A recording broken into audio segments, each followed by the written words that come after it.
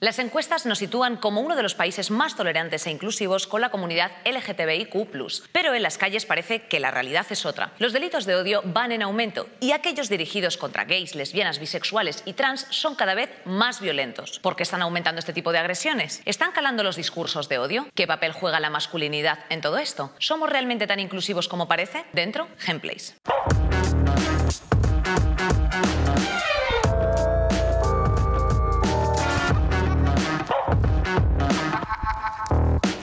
Buenísimas tardes para muchos de los que tenemos el privilegio de tenerlo, pero para otros muchos pues no tanto, sobre todo a tenor de los acontecimientos recientes que bueno, ya vienen siendo otra de las lacras que nos acompañan en la actualidad. Las agresiones, los delitos de odio por LGTBI-fobia están creciendo de forma muy disparatada y además se están pues concentrando y habiendo muchos acontecimientos muy desagradables, Darío, estos días, y la verdad es que la actualidad manda y teníamos que hacer un programa al efecto. Así es. No es lo más bonito que se puede hacer un programa, pero hay que hacer un programa a veces de cosas incómodas. Absolutamente. Hay que visibilizar por lo que no se ve, no existe. Para ello te hemos preparado, como siempre, un vídeo al efecto para que te enteres de lo que va la vaina. España es el país del mundo que mayor aceptación demuestra hacia la comunidad LGBT. Pero a pesar de ser una referencia global en cuanto a derechos sociales y de integración de la diversidad, los delitos de odio hacia el colectivo han aumentado en los últimos años. He recibido insultos en el colegio, me han tirado por las escaleras, ahora me han pegado por la calle, me han tirado piedras de fiesta, o sea, todo por ser quien quiero ser y quien me merezco ser, porque al final es quien soy. ¿Es esto una contradicción de nuestra sociedad o una reacción ante el avance en derechos y el aumento de la visibilidad LGBT? ¿Qué relación tienen estas agresiones con los discursos de odio?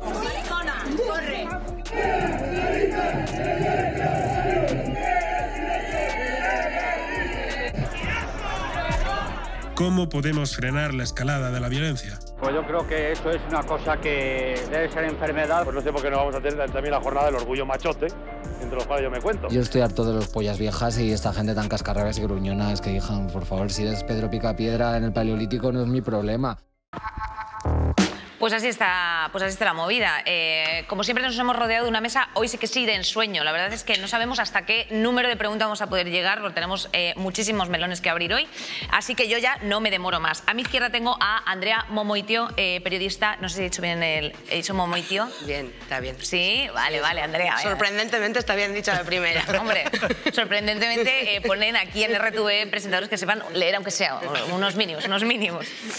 Vanguardia de la mediocridad, pero tampoco nos podemos exceder. Periodista y coordinadora de la revista feminista Pícara Magazine. Bueno, revistón, para si no lo sigues, haz el favor. Bienvenida, Andrea, muchísimas gracias por estar hoy aquí con nosotros. Tenemos a Santos, bueno, Pablo Santos, si no le conoces, estará saltando ahora mismo una imagen suya ahí en azul en pantalla. Sociólogo, activista y pues muy controlón de los géneros y sus movidas. Él ya sabes que estuvo aquí hablando de la deconstrucción masculina, porque además ellos están, ¿cómo se llamaba él? Otro tiempo, ahí lo tengo. Santos, qué bien que estés aquí con nosotros en tremendo temazo, ¿eh? Muchas gracias. Mi apellido es más fácil y la descripción que has hecho de conocedor de no sé qué de los géneros me la voy a poner en una tarjeta. ¿Te ha gustado? Pero vamos, pasa que ya se me ha olvidado porque por lo que sea. No, pues hay que darle besitos a Marina y que nos lo ha descrito espectacular. Maravilla. Ignacio Paredero, secretario de la organización de la Federación Estatal de Lesbianas, Gays, Transexuales y Bisexuales. Gracias por traernos tus conocimientos, secretario. ¡Qué barbaridad! Bueno, no es nada, así colaborando lo que se puede, nada más. Pues muchísimas gracias por estar hoy aquí con nosotros. También tenemos en el Zoom a Víctor Gutiérrez, waterpolista profesional y activista LGTB, que bueno, no sabemos si le resultará más difícil aguantar un partido de waterpolo o abrir la mente a la peña. Víctor. Bueno, muchísimo más complicado abrir la mente a las personas, sobre todo más que los jóvenes, a los mayores, que son más troll todavía que los jóvenes. Bravo, muchas gracias, Víctor, por estar esta tarde aquí con nosotros. Por último, no por ello menos importante, por supuesto, tenemos a nuestra amadísima actriz y activista, drag, todo, lo que tú quieras, ella es. Laura Corbacho, hay veces que molaría que las realidades fueran ficción, ¿verdad, cariño? Sí, total. Total. Bueno, vamos a abrir este primer bloque de delitos de odio, simplemente con que me comentéis un poco vosotras y vosotros qué ¿qué supone para vosotros salir a la calle? Laura. Mucho. Un dolor, tía. En plan, pensando mucho qué ponerse o no pensándolo tanto, pero pensando voy a coger esta piedra de una obra así de repente y me la meto en el bolso, ¿no? Autodefensa, en plan... ¿Has tenido que hacer uso de piedra de obra? Sí, tía. ¿En serio? Por desgracia, sí. En plan, en el bolso, pum, un bolsazo, como la del nazi, la de la estatua. Sí. Y sí, no sé, en plan, es eso el miedo de cómo vestirse y luego si pasas, pues el miedo a que te vas a tener que defender. En plan, tener esa idea en la cabeza ya es chungo, ¿no? De por sí. Unos taxis tontorrones para irse a casa, ¿no? Porque andando tal... No sé. Ese es el nivel. Sí. Andrea. Yo salgo tranquila, la verdad. O sea, no tengo nunca esa sensación de me puede pasar algo, pero sé que puede pasar en cualquier momento. Pero bueno, pues estoy preparada para ello desde que soy una cría, ¿no? Yo creo encima que, bueno, quienes hemos estado o formamos parte del movimiento feminista sabemos que la autodefensa es el pan nuestro de cada día, las bolleras todavía mucho más, como tengas algo de pluma ni te lo cuento, como salgas con tu pareja ni te lo cuento. Hemos vivido situaciones muy desagradables y las hemos hecho frente, ¿no? O sea, que frente a la idea también del miedo yo creo que tenemos que poner sobre la mesa todas las herramientas que ya tenemos de autodefensa y compartirlas, porque son muchas. Justo has mencionado lo del tema de la pluma que hemos estado comentando de récord antes. Santos, ¿creéis que es uno de los factores agravantes, por así decir, para este tipo de acontecimientos el tema de la pluma? Yo no creo que sea agravante, sino que creo que es central. Literal. Es decir, a mí si se me castiga o a determinados cuerpos e identidades por la calle, no tiene que ver con mi orientación del deseo, no tiene que ver con quién me acuesto.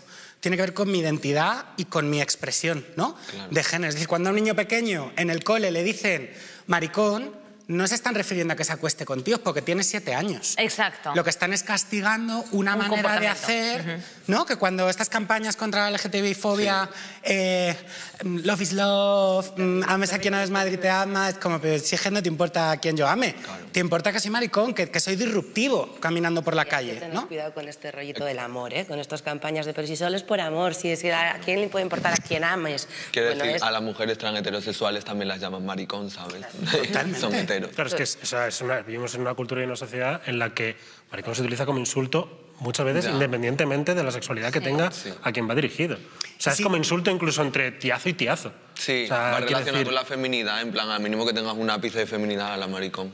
Total. Es un instrumento de disciplina, maricón. No es solo un insulto. Lo que estoy diciendo, estás saliendo del redil y a mí me incomoda porque me estás marcando el límite del redil, entonces te tiro para adentro, ¿no? Andrea, esto que comentabas de los límites del amor, etcétera, desarróllalo un poquito más, que me interesa. Bueno, a mí lo que pasa es que me da un montón de coraje cada vez que hay una campaña, ¿no?, de defensa de los derechos LGTB, que la idea es como, bueno, pero ¿a quién le puede importar quién ame?, ¿no? Es como, la cosa es que las bolleras somos bolleras, amemos o no amemos, tengamos o no tengamos pareja, ¿no? Parece que se nos defiende un poco en relación. Es verdad que también muchas agresiones son en relación, eso es verdad, porque si no tienes mucha pluma, pues no saben que eres bollera hasta que te den de la mano con otra mujer, por ejemplo, ¿no? En mi caso. Es verdad que tiene mucho que ver con lo estético, con lo relacional, con lo que se ve, ¿no? Pero es que más allá del amor tenemos derecho a vidas libres de violencia, faltaría más. Absolutamente. Ignacio, levantabas la mano. Sí, no, yo comentar, o sea, yo creo que a nosotros nos agreden, nos disciplinan, nos persiguen por las dos cosas, nos agreden por a quien queremos y por quién somos, por los dos, o sea, no es una cosa u otra, yo creo que son las dos. Y el hecho de la pluma lo que es un elemento de visibilidad que te coloca en la diana, ¿no? Que te señala y que te identifica como parte del colectivo y por tanto como pues que te van a agredir, que te van a atacar, o sea, es un elemento de visibilidad. Y yo personalmente creo que sí que es positivo que se hable muchas veces desde el amor y desde la afectividad, que es un elemento esencial en la vida de la gente y que creo que a veces, o sea, cuando entramos en discursos de que es que no es solo por lo que quiero, también es por quien quiero. Es decir, porque cuando tú vas de la mano por la calle con alguien, tú estás expresando la afectividad y te dan por expresar esa afectividad. Entonces yo creo que también ambas cosas están ligadas, el quién eres, pero también a quién quieres. Puedes no querer, ¿no? Ir de la mano sin querer a esa persona para nada más que pase el rato, ¿no? Y ahora si la violencia es la misma, a mí el discurso del amor me preocupa.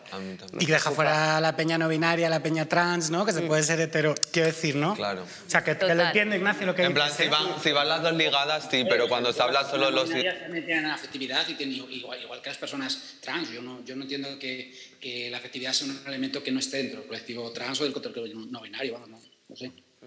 Víctor, el mundo del deporte, que parece uno de los últimos bastiones que existen, porque es conocido por todo el mundo que en cuanto tú sabes dar, por ejemplo, 2 patadas a un balón, automáticamente eres heterosexual, no puedes hacer bicicletas y ser homosexual. ¿Cómo congenia la pluma y el mundo del deporte?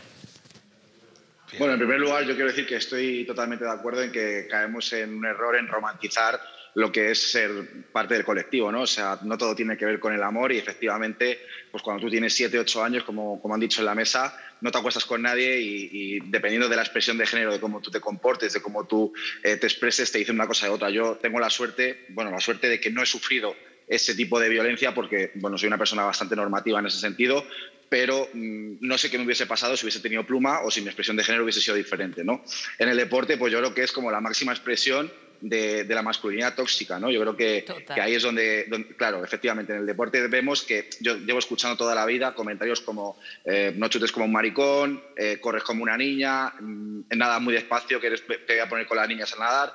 Ese tipo de cosas, al final, aunque sean dichas de manera inocente, porque muchas veces pues los entrenadores nos lo dicen, no necesariamente porque sean ni machistas ni homófobos, ¿no? Porque, como tú has dicho antes, Darío, forman parte ya, desgraciadamente, del vocabulario que tenemos en la cultura, pero esos tipos de comentarios no sabes quién está escuchando. Tú no sabes si un niño o una niña está por un proceso de transición, si tiene problemas, si está siendo acosado en clase. Por tanto, es muy importante que se hable bien. En el deporte, pues yo llevo escuchando toda la vida ese tipo de comentarios e incluso en la televisión, pues siempre lo cuento, hemos pasado en los últimos 40 años del Mitchell maricón en los años 80 al Guti maricón en los años 2000, al Cristiano Ronaldo maricón hace 2 años que está jugando en España, es decir, en 40 años los mismos cánticos, los mismos comportamientos, sin que pase nada, de manera impune. De hecho, es que ni los árbitros lo recogen en el acta. En la ley del deporte que tenemos todavía no está tipificada la LGTBI-fobia como delito de odio. Entonces, no solamente es responsabilidad de los deportistas cambiar las cosas visibilizándonos, sino que hay que dar una serie de herramientas para hacer el deporte un espacio seguro y que perdamos ese miedo a visibilizarnos. Bravo, Víctor. Sí. Yo quería mencionar que es que España, según los datos, ¿no?, es uno de los países más inclusivos del mundo con el colectivo LGTBI. Bueno, esto es la encuesta que se dice a nivel, claro, así dicho. Tenemos entre un 87 y un 91% de aceptación familiar sobre la identidad sexual y de género. Ahora bien, el Ministerio del Interior advierte asimismo el incremento de delitos de odio y aumento de violencia precisamente en aquellos cuyo motivo es la orientación sexual o la identidad de género. Yo quiero, Ignacio me está haciendo así todo el rato, entonces le voy a dejar ahí la palabra para que empiece a responder a qué creéis que se debe esto. Si España es el más permisivo del mundo o de los más permisivos del mundo, ¿a qué se debe este incremento tan masivo y esta cuestión? Sí, o sea, yo creo que sí que España, por todas las encuestas, o no solo esta última que salió de YouGov, hay varias más, de Pew Research Center y otras cuantas, señala más o menos lo mismo, que es que somos uno de los países más inclusivos o que más acepta la diversidad, ¿no? Con todas las consideraciones que se pueden hacer sobre la credibilidad o no de las encuestas, yo creo que sí que son fiables. Yo creo que es un elemento que está conectado, esa discrepancia con el aumento, que hay que decir que está habiendo un aumento, pero que tampoco, creo que hay que también poner un poco de calma, no está habiendo un aumento disparado, está habiendo un aumento, pero no estamos hablando de que se esté multiplicando por 2 o por 3 los delitos de odio, pero sí que es verdad que está habiendo ese aumento y que yo creo que está conectado con una reacción de colectivos o de grupos que escuchan una serie de discursos de odio en las instituciones y que de alguna manera reaccionan y no aceptan precisamente que la sociedad ha cambiado, que ha avanzado tanto y que en gran medida ellos están quedando fuera y que ya realmente su realidad y su construcción del mundo y su propio papel en el mundo ya no es el que ellos creían que iba a ser, ¿no? Entonces reaccionan en muchos sentidos atacando a cualquier grupo vulnerable, señalándonos, y eso al final el resultado que tiene es, por supuesto, son agresiones, ¿no? Y yo creo que aquí hay responsabilidades directas por parte de instituciones y de grupos que, como es el caso de Vox, en muchos casos está señalándonos al colectivo, a nosotros, pero también a las personas migrantes y a muchos otros grupos vulnerables, y esto luego al final acaba teniendo consecuencias muy graves en forma de este aumento de agresiones, claro. ¿Cuáles creéis que son los factores principales por los que estamos viviendo este aumento? No sé, es que yo lo que, en plan, ¿quién ha hecho esas encuestas? Quiero decir... A mí no me han llamado. A mí no me han llamado. No hay mail. Que, en plan, sí, el más inclusivo del mundo, pero luego son legales esos colectivos que dicen, ¿no? O partidos o lo que sea, en plan... ¿Cómo vamos a ser de los más inclusivos del mundo si es legal que haya una manifestación nazi literalmente con las palabras, con todas las letras pero porque en es sueca? La cosa es que la encuesta es en comparación a... Ese es el problema, claro. Sí. La cosa es que como si yo tengo hambre ahora porque he desayunado muy temprano y el de allí lleva 3 días sin comer. Pues, hombre, ese pobrecito, pero hambre yo también tengo. Es decir, mal también está la situación. Pero claro, ¿cómo estaría? Pero vamos, ¿cuál crees? Porque has mencionado así un poco por encima que son los motivos por los que esas agresiones están saliendo. A ver, yo creo que también ahora se están denunciando más, que siempre nos ha costado muchísimo denunciar. También ibas a denunciar y te decían, pero ¿dónde está la sangre? ¿Sabes? Más o menos, porque yo ya denuncié y agüita, ¿no? Que casi tengo, vamos, que bueno, en fin. Y aparte de eso, que como que cada vez se está visibilizando más, aunque siga habiendo mogollón de agresiones escondidas que nadie se va a enterar o que incluso ni se consideran agresiones para la mayor parte de la sociedad. Y luego aparte los partidos, en plan, quiero decir, toda esta gente tonta, en plan, que tiene ese discurso de mierda, ahora se ve respaldada en plan, en el Congreso, ¿sabes? En plan, por gente de los de arriba. Y eso es como, ay, a lo mejor no somos tan los malos, ¿no? A lo mejor tenemos razón si tenemos respaldo político. ¿Creéis que esto puede hacer un efecto, incluso, Andrea, tú que también tienes, bueno, claro, evidentemente, como feminista también, es un movimiento que genera este efecto reaccionario, este efecto llamada? No lo sé, a mí lo que me da mucha pena cuando abordamos esta cuestión, por ejemplo, es que no miremos y que no tratemos de hacer un acercamiento al movimiento feminista que vivió una situación muy parecida cuando se aprobó la ley contra la violencia de género primero y luego las otras que han venido después, ¿no? Según ha habido avances a nivel legislativo y por supuesto a nivel social después a favor de los derechos de las mujeres, se han ido teniendo estos debates. Hay más violencia contra las mujeres ahora, hay menos, hay un efecto llamada, hay menos. El movimiento feminista ha pensado mucho en esto y lo ha desarrollado y a mí a veces me da como coraje, ¿no?, que el movimiento LGTB nos acerque más a aprender lo que ya hemos aprendido las mujeres, ¿no? Pero bueno, esto también demuestra que dentro del movimiento LGTB pues el papel que tienen los hombres sigue siendo un papel prioritario, ¿no?, respecto al que tenemos las mujeres. Y me da pena que no haya un darnos la mano y seguir caminando, porque yo creo que habiendo distintos discursos y no estando siempre de acuerdo, las feministas sabemos que los avances legislativos son avances culturales y son avances sociales, que nos viene bien, que eso da la posibilidad de que otras mujeres denuncien más, que eso durante un tiempo a lo mejor puede distorsionar un poco y parecer que quizás hay más casos. Bueno, yo creo que todavía es muy pronto, igual que es pronto para saber si en los últimos años ha habido más violencia de género o no, ¿eh? Yo creo que tenemos que ser prudentes, no ser alarmistas y sobre todo animar a la autodefensa y a colectivizarnos y a estar juntas y a organizarnos pues en el movimiento feminista o en el movimiento LGTB, y si el movimiento LGTB es feminista, pues ya ni te cuento lo bien que nos va a ir todo a todas. Víctor, ¿querías hablar? Sí, yo creo que, bueno, comparto un poco la visión de que tampoco hay que ser alarmistas, pero al final nos tenemos que ir a los datos, ¿no? Sí que considero que cada vez hay menos miedo a denunciarlo, cosa que antes sí existía, pero no podemos obviar que pues, las agresiones están aumentando, que además la violencia de las mismas también está creciendo y eso tiene una clarísima pues, responsabilidad de los mensajes que tenemos metidos en las instituciones, ¿no? O sea, esta gente que agrede, que golpea, que utiliza la violencia contra el colectivo, no acaba de aparecer. Esa gente ya estaba metida en la sociedad, lo que pasa es que estaba marginada, estaba callada, estaba invisibilizada porque desde las instituciones no teníamos a partidos políticos que hablasen, que blanqueasen ese tipo de comportamientos y de violencia. Entonces yo creo que ahora esas personas lo que se sienten es empoderadas para poder salir a la calle en pleno Chueca pues a decir fuera maricas de nuestros barrios, fuera sidos de nuestros barrios. Y luego yo creo que para mí hay un dato que es muy importante, que es que según el Ministerio de Interior, de las personas agredidas por LGTBI-fobia, el 87,10% no denuncia las agresiones. Entonces, creo que esto aquí vemos un problema de que, a pesar de haber recibido una agresión, todavía hay miedo a ir a la policía, cómo la policía va a tratar este tema. Es verdad que la policía recibe formación de sensibilidades de LGTBI-fobia, pero eso también no es muy fuerte, Víctor, que lo hemos comentado antes, que haya una brigada de eso. Claro, sí, pero no es lo mismo denunciar en la comisaría de Leganitos que denunciar en Orcasitas o en un pueblo de 1000 habitantes. Todavía sigue faltando mucha formación para la policía y, evidentemente, pues hay una desconexión entre la gente agredida y la hora de la denuncia. Yo creo que eso es un problema estructural. Total. Santos, ¿os sentís protegidos a nivel institucional? Nos sentimos protegidos a nivel institucional. Creo que no puedo contestar con un sí o con un no. O sea, yo creo que hemos abierto el debate comparativamente y teniendo en cuenta que hay 69 países en todo el mundo que se penalizan, algunos con pena de muerte, las conductas homosexuales. ¿Me siento protegido? Sí. Pero ¿y a la hora de denunciar? No. Hombre, claro que no. Perdón, ¿eh? O sea, como, claro que no. Y yo dentro del colectivo tengo la absoluta hegemonía. Soy un tipo cis, no sé qué, no sé cuántos, ¿no? Y aún así, yo creo que cuando tienes una agresión, lo que me está apeteciendo del mundo es ir a que te revictimicen, a que te traten mal, a que te digan esta cosa como del algo habrás hecho, que de nuevo tendríamos que aprender mucho de las feministas, ¿no? Para mí estamos enmarcando esto como en un... O sea, para mí las agresiones y las denuncias no son datos como tan correlativos. O sea, yo creo que las violencias es como el iceberg de la violencia machista, ¿no? Lo visible, el pico, lo invisible. Lo que estamos haciendo culturalmente ahora mismo es bajar el nivel del mar.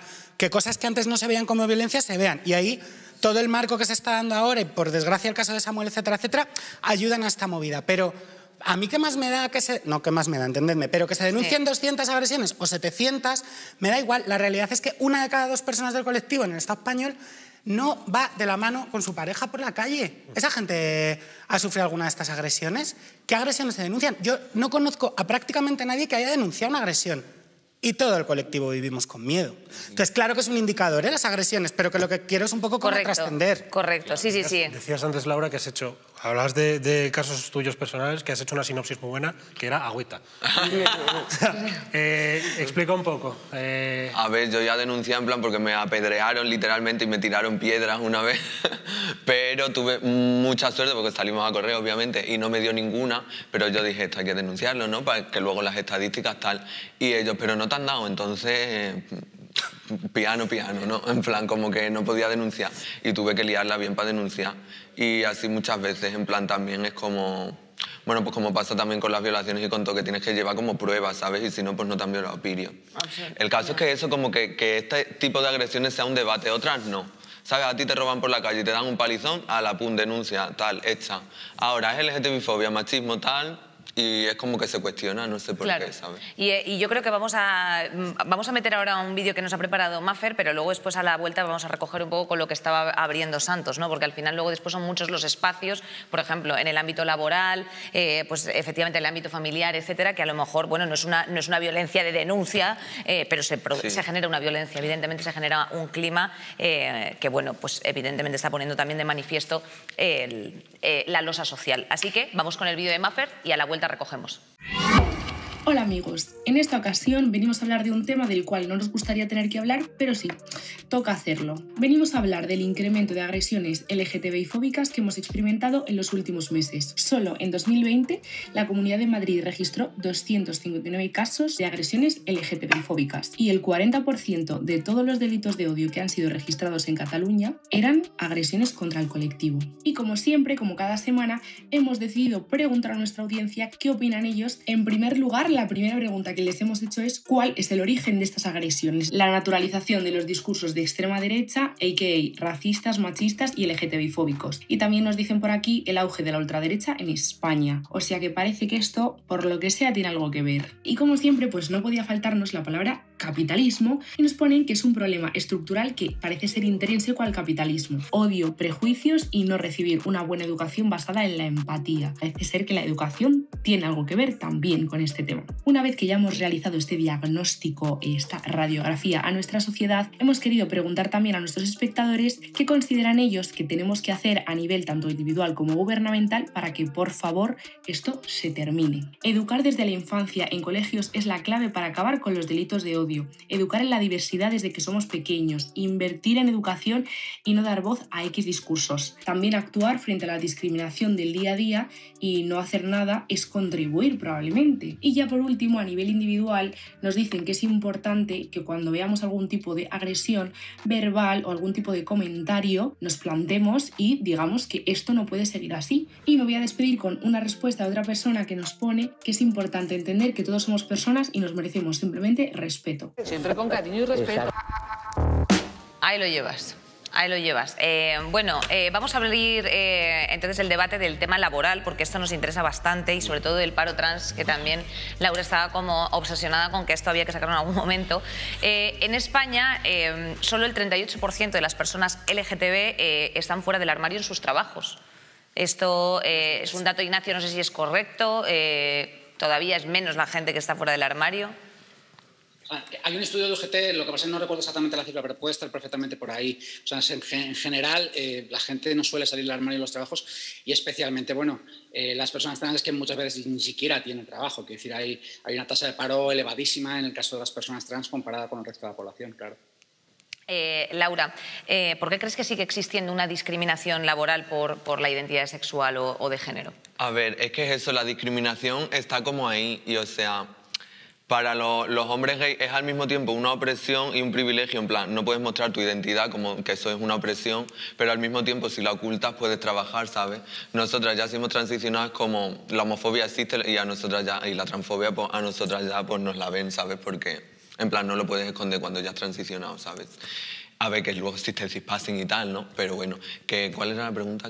No, nada, que por qué sigue existiendo o cuáles crees que son los factores de que siga existiendo la discriminación laboral.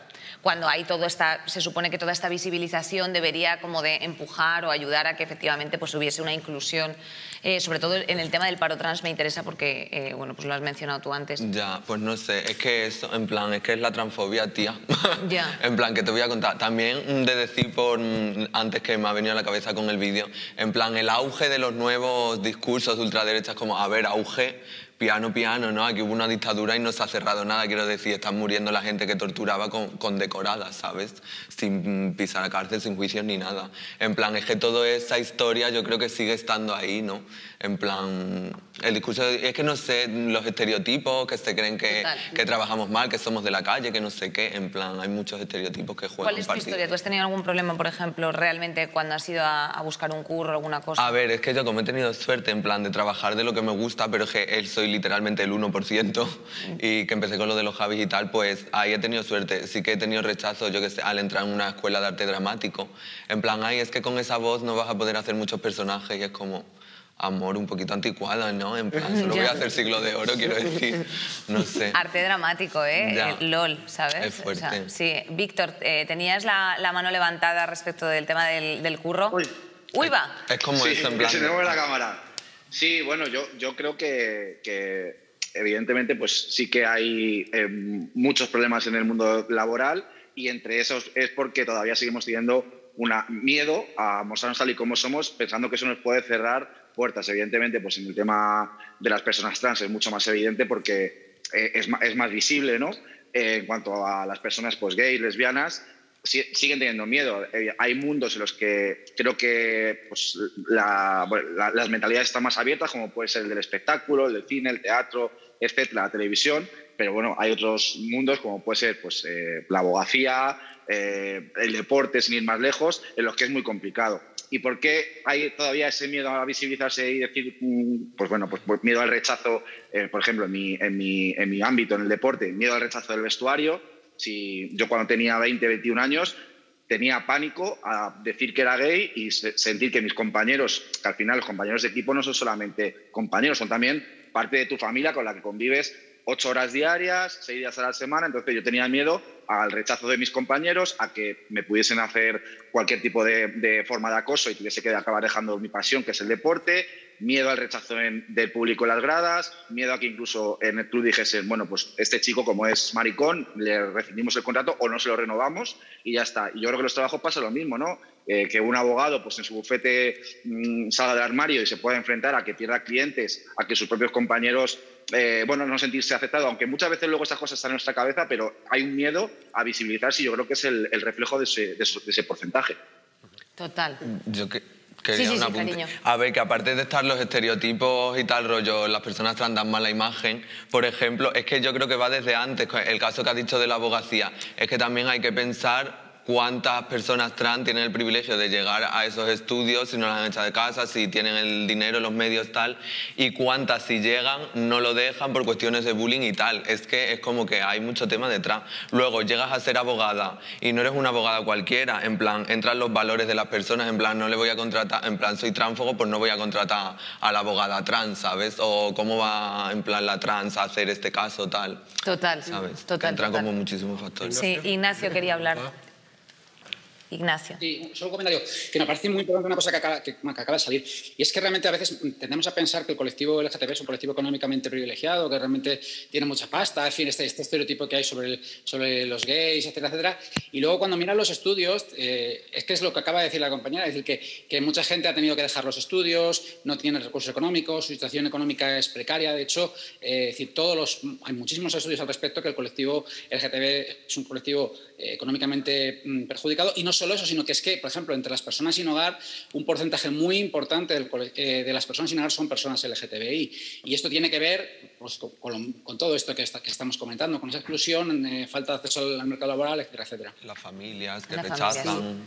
No tenemos... Yo te quería preguntar justo, sí, no, era por la base de todo, que al final es la educación, que creo que es un punto muy importante en general en toda la vida, pero ¿cómo se lleva, se está haciendo las cosas bien, se está educando bien para poder erradicar estas fobias? Y aparte, complementar lo anterior, si querías también... Sí, simplemente comentar lo anterior para que no se me quede ahí también, que de las economistas feministas hemos aprendido que el mercado y el trabajo está pensado para un prototipo muy concreto de persona, que ellas lo llaman el BBVA, ¿no? El varón blanco burgués. O sea, el mercado, la vida, la economía está hecha para los tíos blancos, heteros, que no necesitan ser cuidados, que son autónomos. Entonces, todo lo que se salga de ahí, hasta las mujeres cis, heteras, tienen dificultades para entrar a veces en el mercado laboral en igualdad de condiciones, pues imagínate si añades ejes de opresión, ¿no? Y hay como insistir en que esto también las economistas feministas le llevan dando vueltas. Varón blanco burgués y el la... BBVA, autónomo, adulto. Y luego le meten la H heterosexual y con capacidades normativas funcionales, ¿no? Ay, qué bueno. Como eso también nos sirve para explicar por qué las personas LGTB tenemos dificultades en el mercado laboral. Y sobre la educación, pues se está intentando. Ahí tenemos los intentos también de instaurar el PIN parental. Yo creo que una cosa que tenemos que tener clarísima es que hay que blindar las escuelas. Las escuelas tienen que estar completamente blindadas al fascismo. No podemos dejar bajo ningún concepto que entren, o sea, porque realmente lo que nos da la escuela y lo que nos da la educación es la posibilidad de ser educadas en libertad y en igualdad al margen de lo que opinen nuestras familias. Porque no puede depender nuestro acceso a nuestros derechos y a nuestros derechos humanos, no pueden depender de nuestros padres, madres o gente más cercana, porque lo mismo te encuentras en una familia con una perspectiva que atenta contra quien tú eres, ¿no? Sí. Blindar el cole al fascismo como sea. De hecho, yo quería preguntarte, Santos, un poco por qué hay quienes consideran que educar en la igualdad es adoctrinamiento de menores. Yo creo que porque tienen miedo de perder una situación ventajosa, ¿no? O sea, como que al final en los delitos de odio se habla del miedo al diferente.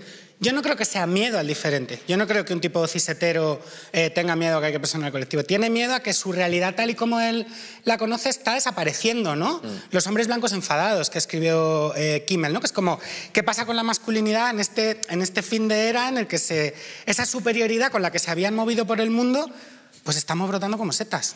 La peña racializada, la peña trans, no sé qué, no sé cuánto. Entonces su garito se está hundiendo. El BBVA es el que está aquí arriba.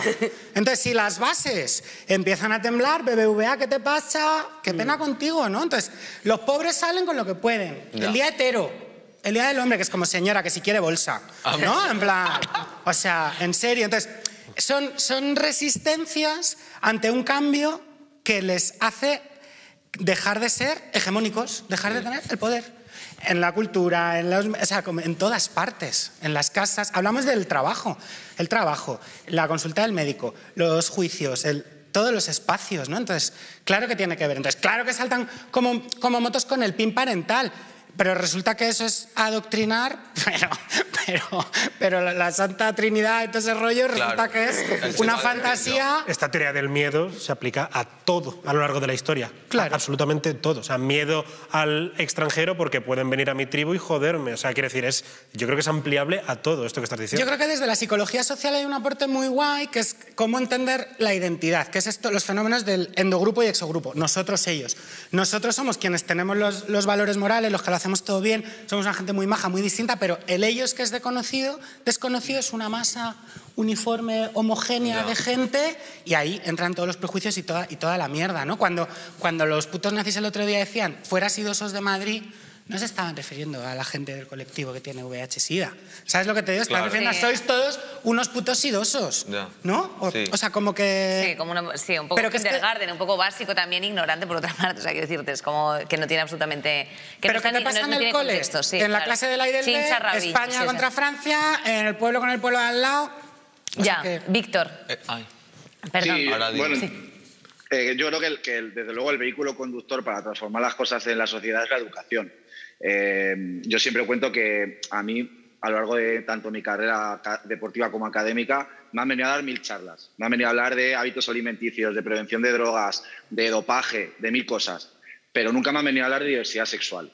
Entonces, que en los colegios se hable de este tipo de cosas es muy importante, porque no solamente se ayuda a las personas LGTBI que puedan estar pasándolo mal, que se puedan sentir que están enfermas, que tengan la desgracia de tener en casa unos padres que les quieran llevar a lo mejor a terapias de conversión, algo así. No solamente este tipo de charlas y de educación ayuda a las personas LGTBI, sino también ayuda a las personas heterosexuales a entender que la diversidad nos rodea, que no hay absolutamente nada malo en ella y que pues, no es una cosa que señalar como... Ahora, mira lo diferente, vamos a reírnos de eso. No todo lo contrario, lo que hay que hacer es abrazarlo. Y además, una cosa también que me gustaría decir es que lo del tema del PIN parental y todo esto, evidentemente, o sea, vamos a ponernos en el caso de que unos padres quieren educar a su hijo en que la Tierra es plana. En su casa les explican que la Tierra es plana. No, es que no van a ir al colegio a decir a mi hijo que no le enseñen historia ni geografía, porque no, el colegio le dirá, bueno, usted en su casa le enseñará a su hijo lo que dé la gana, pero para eso está el colegio, para educarle y enseñarle que efectivamente la Tierra es redonda. Pues con el tema de la diversidad ocurre lo mismo. Si un chaval o una chavala tiene la desgracia de tener unos padres machistas, racistas, homófobos, etcétera, en su casa que le expliquen lo que quieran. Pero para eso está el colegio, para protegerle de esos padres y enseñarle que no, que la sociedad es diversa y que no hay que ser ni más. O sea, hay que darle una educación en valores desde el respeto, la tolerancia y la diversidad. Total. La familia es una cosa que hay que abolir. Literal, la familia fuera. Que yo creo que lo que ha dicho él es literal el miedo, ¿no?, a perder privilegios, porque yo creo que estar con nosotros, en plan reconocer tus privilegios, es un poco renunciar a ellos. No, claro, dejar espacio obviamente para que... no, porque si eres blanco, ¿sabes? Y si eres cis, y vas a tener tus privilegios, pero estar con nosotros sí que es como, pues eso. Y luego aparte, lo que ha dicho ellos, en plan de, es que adoctrinar se está adoctrinando ya, pero para el otro lado. O sea, que a mí en biología me digan los hombres tienen pene y las mujeres tienen vagina, es como... No sé, pienso que aquí no hay debate, en plan, existimos, period, hay que enseñar en diversidad, en plan, es lo que hay. No sé si querías añadir algo antes, Andrea. Vale. En lo de abolir la familia. Insistir en lo de abolir la familia. Yo, pues, si me permitís, que lo ha dicho antes, yo insistiría en abolir Francia, si se puede también. Si podemos proponer, ya a mí también me gustaría. ¡Gabacho! Bueno, hemos llegado ya al clímax de esta segunda parte. Nos tenemos que despedir del Zoom de Ignacio y de Víctor. Ignacio, hemos hablado muy poquito contigo. No sé si quieres hacernos aquí unos alegatos finales. Muchísimas gracias por vuestra labor ahí desde la asociación también. Haznos ahí... Desmuteate, mi rey, que si no, no te oigo. Si no, no me oís. No, a ver, yo simplemente solo como comentario decir que es muy importante realmente, se ha comentado antes, este es un momento en que es muy importante no caer en el miedo, ¿vale? Por supuesto que los discursos de odio lo que tratan es intimidarnos y de generarnos ese miedo, pero es fundamental que no caigamos ahí porque básicamente el miedo es el armario, o sea, lo que quieren es volvernos a meter en el armario, entonces hay que reaccionar precisamente desde la falta de miedo y desde la valentía y que no nos van a volver a meter en el armario estos discursos de odio o los nazis que salieron el otro día, así que griten lo que quieran que les va a dar igual. Bueno, igual, y alguna consecuencia jurídica incluso, si les cae, pues también sería de ayuda, más allá del miedo. Ignacio, Víctor, ha sido un placer teneros esta tarde aquí con nosotros. Grey Trash nos ha preparado un vídeo maravilloso, así que nada, os mandamos un besito muy grande y seguro que nos vemos pronto. Vamos allá con Grey Trash.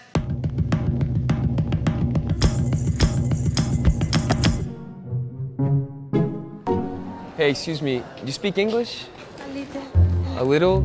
Me and my partner just got here from the States, and so we're here in Madrid. Thank you. I'm great. Where are you from? Arizona. Arizona. Cool. I'm from North Carolina. Sweet. We don't speak any Spanish. Oops. There is a joke postal if you want. No, we have the directions here from the guy, but... Where's this? It's Arévalo, de los chistes de mariquitas. It's better if you go to another hostel, okay? Because this is not very good. So. What is it saying? It's easy to to say you. It's a little delicate, yeah. Not is good information for you. You go with this to the police. Yeah. And they can close his business. They can close his business. Yeah. This guy is an animal. It's super weird, no? Que es un hombre de verdad. Y que Un es hombre de verdad mentira. es un hombre que no es gay. Vale, déjalo vale. ya. Ya, ese fue ese momento Arévalo, tío. En Dijo fin. eso, Arévalo. Yo no sabía quién sí, era dijo eso él. Arévalo en Sálvame. Arévalo, pues es uno de...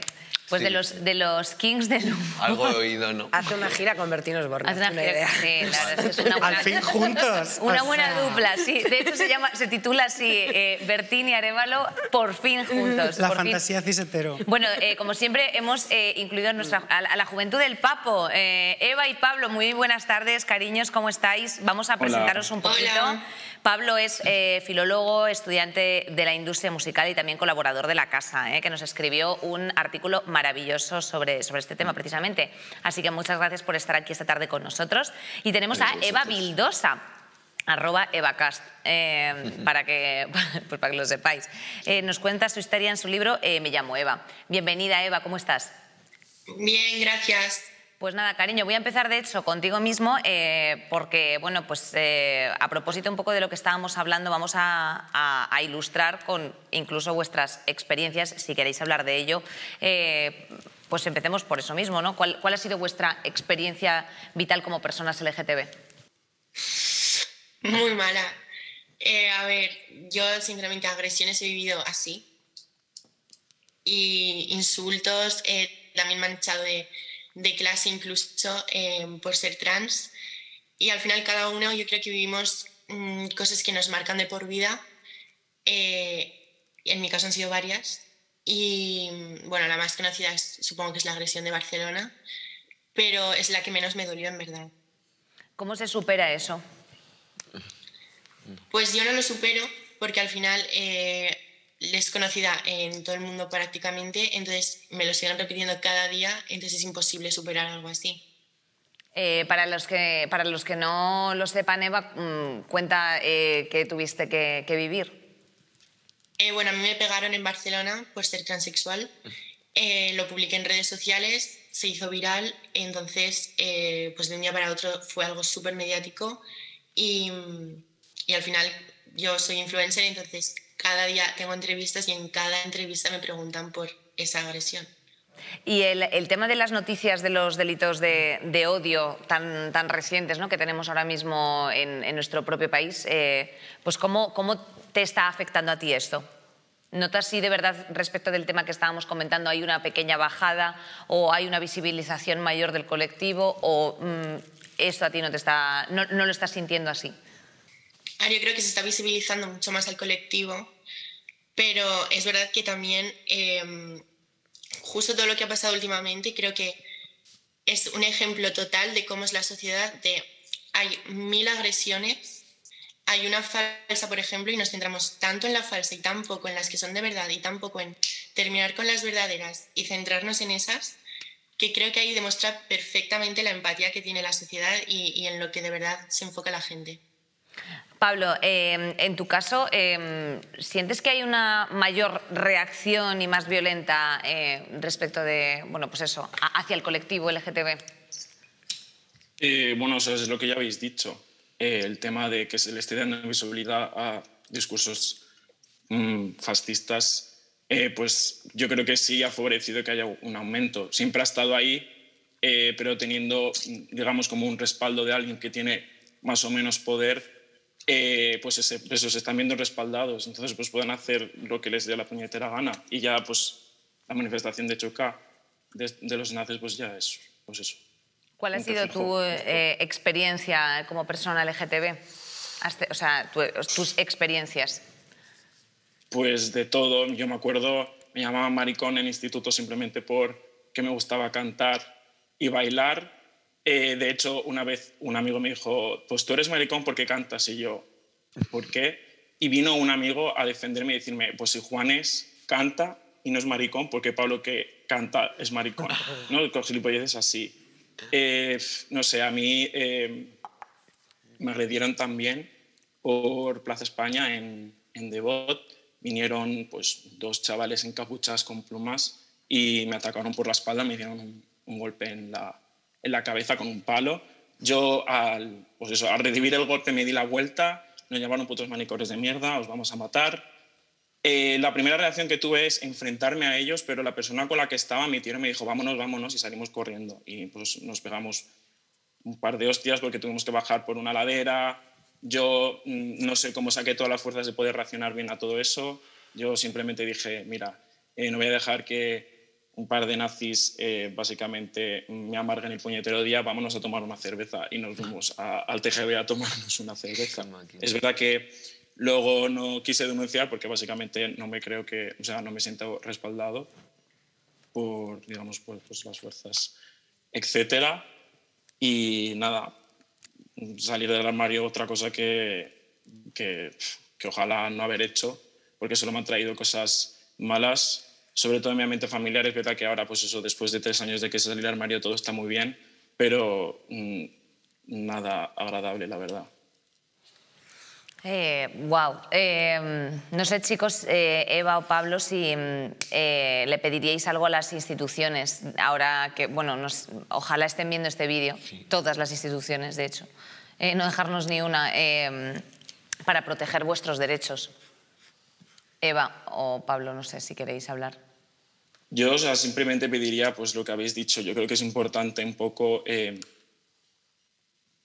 haya una educación sobre este tipo de temas que son bastante importantes, sino que ya no solo nos ayuda a nosotros a descubrir cómo somos, sino ayuda al resto a saber cómo, al fin y al cabo, comportarse, porque al fin y al cabo pues eso, demandamos pues, que existimos y que somos iguales que vosotros y que merecemos respeto. Otra cosa que yo creo que es importante, bueno, el tema político, pero bueno, eso es otra movida. Y también un poco creo que bastante, digamos que los medios se tienen que encargar de qué mostrar y qué no.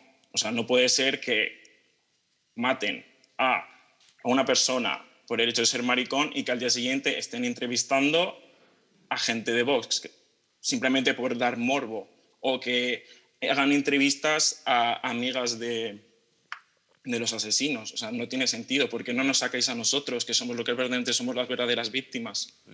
Que somos los que sufrimos. Eva, ¿qué le diríais a aquellas personas que se sienten solas en este sentido y discriminados por su identidad de género o su orientación sexual? Pues que no están solas, obviamente, y también quería apuntar lo mismo, que hace falta muchísima educación. O sea, es que yo tengo 19 años, salí de bachillerato hace 2 años y nunca he recibido una charla en la que se hable de transexualidad, por ejemplo. O sea, yo nunca tuve una charla acerca de eso, nunca había una persona trans en un libro, ni siquiera una homosexual. Y tuve una charla sobre diversidad sexual en toda mi vida escolar, sí. Y fue todo súper por encima. O sea, nos explicaban, hay personas intersexuales, hay personas transexuales. ¿Y qué es ser intersexual? O sea, nunca me han explicado nada acerca de eso. Lo tuve que buscar yo sola, que esa es otra también, está súper mal explicado. En internet tú pones transexual y te van a salir 1000 agresiones, 1000 artículos de muertes, pero nada de ayuda hasta el final. Entonces, eso está súper mal hecho. Y luego, lo que diría a personas que se sientan solas, que no están solas, que pidan ayuda, que si no van a tener ayuda familiar, la tendrán de algún amigo, y si no, la tendrán profesional, pero que siempre va a haber ayuda y que por favor la pidan. Pues muchísimas gracias por vuestra intervención. Eva, Pablo, ha sido todo el espacio que teníamos del programa para vosotros. La verdad es que lo habéis explicado todo fantástico. Os mandamos mucho amor. Efectivamente, no estáis solos. También Place es vuestra casa, tenemos que decir. Y nada, que un besito muy grande, que estudiéis o yo qué sé, o que os rasquéis la ñocla, cariño, yo que es lo que queráis. Yo siempre son mis consejos de mierda. Un besito grande, Reyes, que vaya muy bien. Muchas gracias. Adeu. Bueno, se nos había quedado antes un par de cosas. Una que querías tú comentar del miedo, ¿correcto? Sí. Laura, es que si no nos quema la lengua. Sí, ya, o sea que, a ver, que lo que ha dicho el último compañero, que está muy bien como utopía, ¿no? Y como fantasía, Mr. Wonderful, pero es un poco de privilegio en plan de, ay, no tengáis miedo, ¿no? Que eso es meternos en los armarios. Quiero decir, hay gente que ya no puede volver a los armarios, como ya he dicho antes, y aparte que es que el miedo está ahí, o sea, como, quítate el miedo, amores, que nos están matando, quiero decir, estoy cagada, las patas abajo, ¿sabes? Claro. En plan, no es una cuestión de, no hay miedo, o sea, que para cantarlo en una manifestación está muy bien, ¿sabes? En plan, ni un paso atrás, pero estamos cagados, yo creo, es que es lo que hay. En tu metro y en tus cosas. Luego, por otra parte, Andrea, queríamos también hablar del tema de la autodefensa, que se nos ha quedado también antes descolgado, bueno, descolgado no, que queríamos abrir ese melón. Así que cuéntanos toda la melona de la autodefensa, para adelante, Bati. Bueno, no recuerdo muy bien dónde venía antes cuando lo hemos nombrado, ¿no? Pero bueno, antes también algo comentaba Pablo, alguien decía, ¿no? ¿A quién vas a pedir ayuda a las instituciones? Es como, bueno, yo creo que la premisa de a mí me protegen mis amigas es lo que tenemos que tener como muy clara. Ya llevan muchos años desarrollándose técnicas de autodefensa feminista que pues no voy a contar yo aquí. Pero animar a todas las que tengan la posibilidad a buscar espacios. Yo, por ejemplo, conozco compañeras que lo hacen en Bilbao, pero me imagino que aquí en Madrid habrá muchos espacios para poder desarrollarlo. Nos tenemos que aprender a defender.